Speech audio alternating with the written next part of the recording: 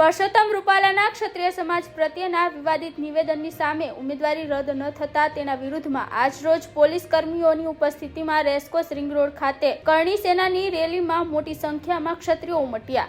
મહિલાઓએ રૂપાલા તેરી ખેર નહીંના નારા લગાવ્યા। બહુમાળી ભવન ચોક ખાતે રાજપૂતો એકઠા થયા બાદ અહીંથી મોટી સંખ્યામાં કલેક્ટર કચેરી સુધી રેલી કરવામાં આવી અને કલેક્ટરને આવેદન પણ અપાયું।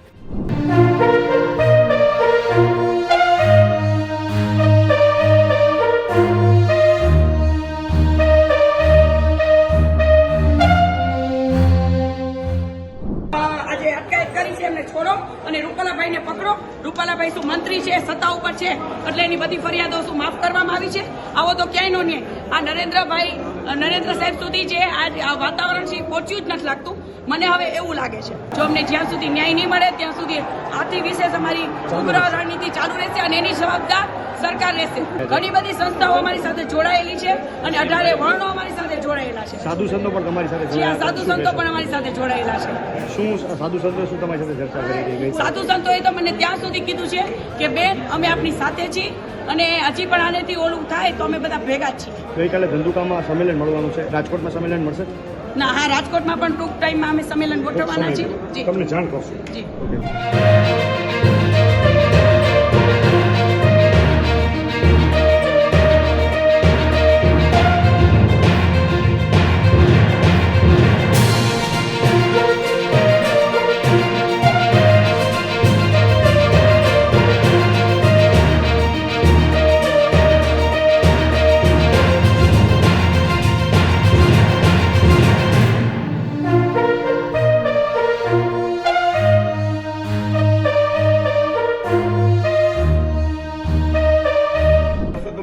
એક ટિકિટ પાછી લેવા માટે તૈયાર નથી, સરકાર પણ તૈયાર નથી। એનો અત્યારે અપશુકર વિચાર છે। ભાઈઓ અત્યારે આંદોલન શેરીએ ગલીએ અત્યારે રેલીમાં 15 થી 20,000 માણસો છે। એક મહાસંમેલન થશે, એમાં લાખોની સંખ્યામાં માણસ થશે। એમાં કાયદો અને વ્યવસ્થાની મર્યાદામાં રહીને જ કરવાના છે।